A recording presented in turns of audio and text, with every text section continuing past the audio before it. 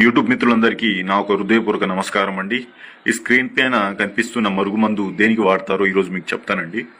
ఈ ఒక మరుగుమందును అనేది భార్యాభర్తలు విడిపోయి ఉన్నా కానీ, లేకపోతే మీ భర్త తాగొచ్చి గొడవలు చేసి డబ్బు నిలవకుండా రోజు అన్నీ అమ్మేసి తాగుతున్న వ్యక్తులకి ఈ ఒక మరుగుమందు పెడితే చాలా తొందరగా మారిపోవడం అనేది జరుగుతుంది.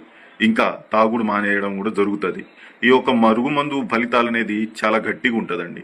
మీరు వశీకరణం కన్నా ఈ మరుగుమందు ఫలితాలే చాలా బలంగా ఉంటుంది.